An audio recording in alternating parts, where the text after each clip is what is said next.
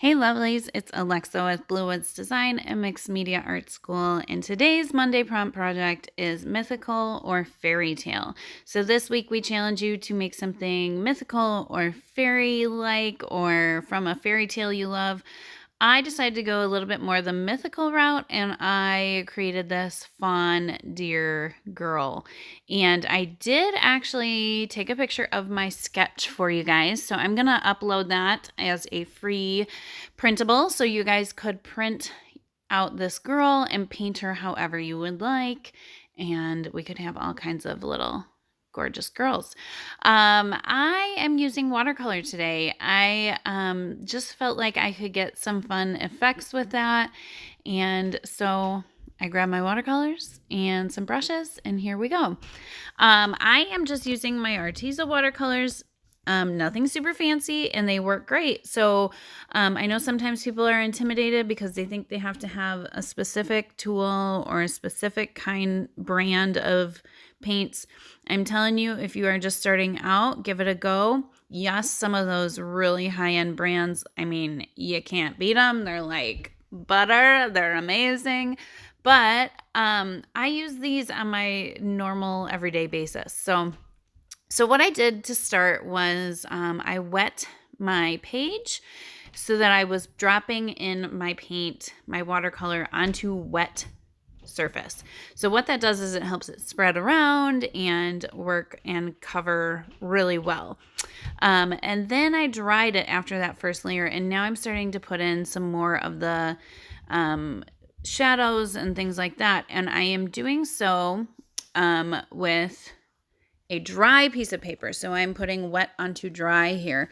And what I'm doing is I'm being really loose with my marks. I'm just kind of doing broad strokes where I need those shadows, or kind of dotting it in certain places. But I am not being precious about it because I'm still at that those layers where I'm building up that color, that contrast. So, and you'll notice I am using a little bit different of a color for each part of her because I didn't want it all to kind of read the same. Right here, I just put some color onto her ears, and I actually put like a paper towel on the end of my pencil just to soak up little dots so that you'd get some of that speckling effect that you see on a deer's fur. And now I'm going back in and adding once again some different tones to add some interest into those shadows. And again, I am just kind of dropping it in with broad strokes. I am not worrying too much. And if it gets too out of hand, like on that left side, I kind of wanted to push it back. So I wet my brush and wet the edge of my paint and then sort of pushed it around and soaked it up until I got it exactly where I wanted it. And now I'm going to go in a little bit more with fine details, but I will say I am still using watercolor. I am just using a black with my fine brush, and I am making sure my brush is not super duper wet, because if you do, you're going to get much more of a gray tone, which is fine. But and you'll see there are times that I'm going for more of a gray tone, and you'll see that I'm using a little bit more water. And so, yeah, you guys, this is what I do. I just keep playing until I got her how I want her.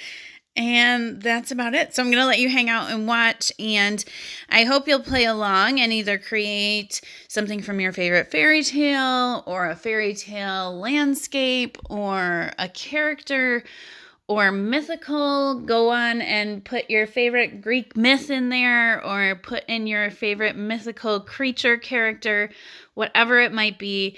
We cannot wait to see. Make sure you use the hashtag Monday Prompt Project and post away in our Facebook group.